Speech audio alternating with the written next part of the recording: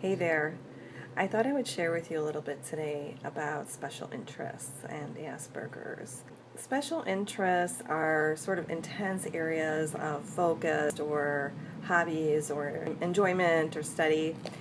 I think a lot of us might think of like a classical case of autism, more so with boys, where you might see a boy who's totally focused on, say, astronomy, and he can tell you everything there is to know about all the planets and their orbits and different, galaxies and things like that. And I think one of the reasons that women have been overlooked is because they sometimes will have other types of special interests, maybe more in like the social realm. So I thought I would just share with you a little bit about my primary areas of special interest, which are all sort of integrated. And I think it was kind of hard for the doctor to diagnose me because I don't really engage in those so much, partly because of just resources, money, time, and health. I just don't have either the energy or the ability to do it. So it wasn't as obvious, but believe me, if I had the resources, oh my gosh, I would go crazy. So basically my special interests, it's sort of several facets and they're all kind of intertwined. It has to do with foreign cultures and languages and also geography. So those three together. So for example, I love studying maps. I love opening up an atlas and just studying where something is in relation to something else or how big it is. I don't really retain the information, but something about that's really calming and it's kind of cute. I'll show you one of my visual aids. So recently a friend bought me like the most perfect gift. I've been eyeballing all these globes and I just didn't really want to have a globe in my house. It's just they're kind of big and obnoxious. So she bought me this. I don't know if you can really tell. It's a little mini globe. So I'm so excited. I can put this on my desk and I can just look at it, and then I also tend to just go into some fantasy about some place, or I might think about a place that I've been, and I feel really happy and I get excited about it. The other thing is that I love just understanding different cultures and experiencing them if I can. So I will tell you a little bit about when I was a little girl, how this manifested. I have a couple more visual aids here. The first thing I'm going to show you is one of my favorite things when I was a child. I loved Barbie, and I don't know if y'all remember the Viewmaster, where you put the little round discs in and it would show the different images. This was before iPads, okay? This is before video games. And I got this little thing here. There we go. It's a Barbie Viewmaster Barbie Around the World trip. Oh my God, was I excited about this. This was my favorite thing. And the reason I'm showing you this is because, not because I saved it all these years, but because I found it on eBay and I had to have it. And I don't even have a Viewmaster, but I had to have the bag because it just had such good memories to me. I would see Barbie, like surfing in Fiji, and I'd see her by the Eiffel Tower, and I would get so excited, and I would just wonder about these places, and I would want to go there so bad, And then the other thing that I did was I started collecting these dolls, which again, I have some visuals. This is my little international doll. This is from Scandinavia, and then here's one that's from Greece. I had a collection of about 14 of these. I still have this collection. There are very few things I have from my childhood, and there was no way I was getting rid of these dolls. I just love them. There was just something about it. It just kind of transported me. Oh my gosh. I love foreign languages. When I was in junior high, I took Spanish, and I did really, really well in that. I loved it.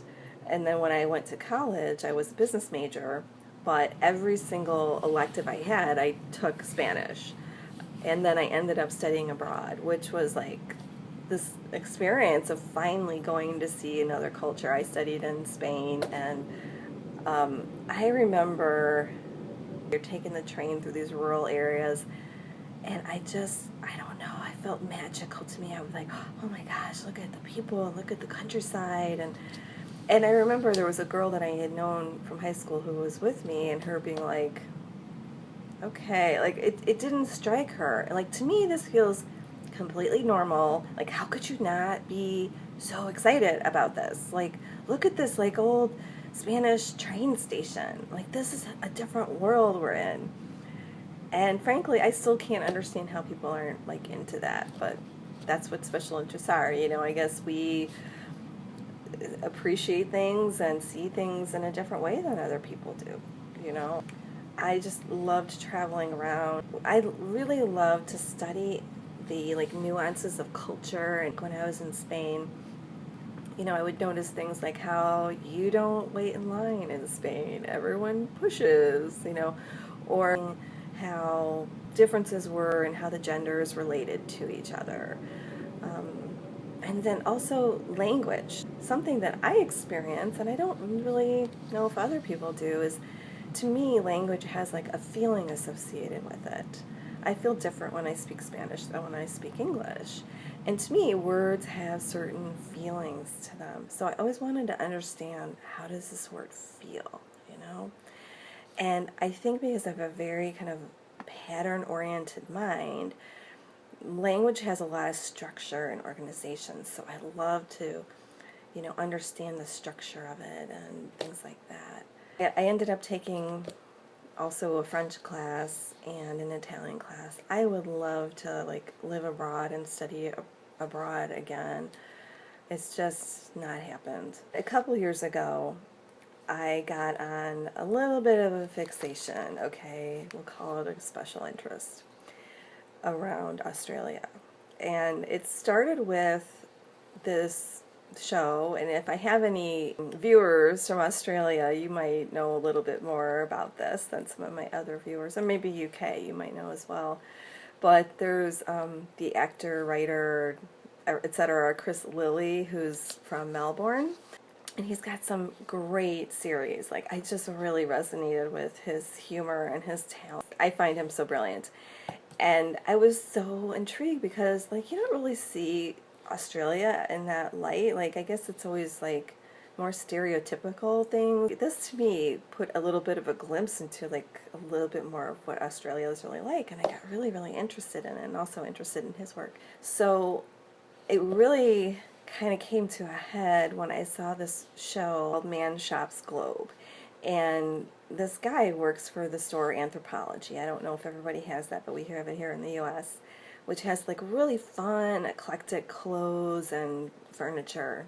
He's the buyer, and so they show him when he goes to different countries. So, like, each week might be a different country that he goes to, and he buys things. He meets with these local artists and tries to find new products for the store. And I find it fascinating from the cultural aspect, but then also I really love, like, the artistic aspect as well. But there was a show where he went to Sydney.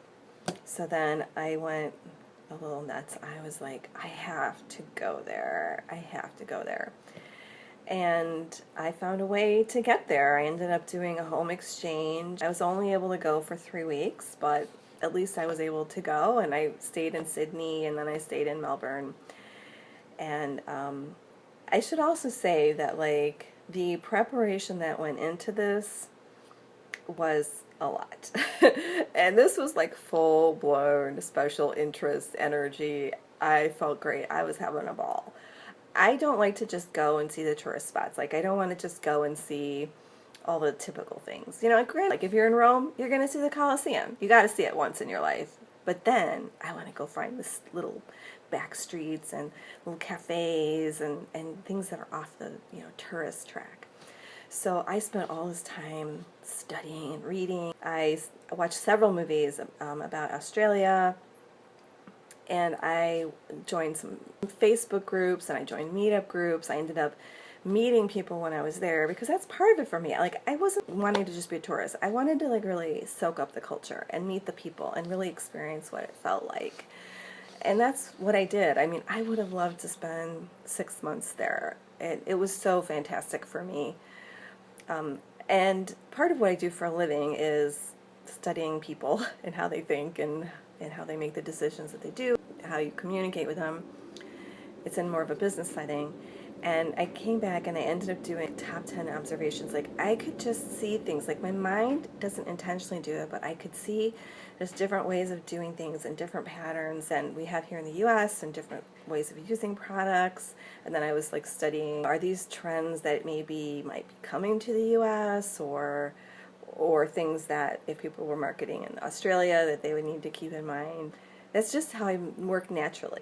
I enjoy that. Like, I notice things and I put things together. And then, yes, I have another visual. The same friend who bought me the globe bought me this lovely book. This is Australia, which is a really cute... Here, I'm going to move my head so you can see like the whole book. Wait, can you see it? There we go. Super cute. It's a children's classic. And it's so sweet. I just love this, that I have a friend that like really gets that I have these interests. One thing I want to add about special interests is that I've figured out over time that most people don't want to hear about it. And it's so painful. Like, when I went to Australia, I wanted to tell everybody everything about it because like I was so excited.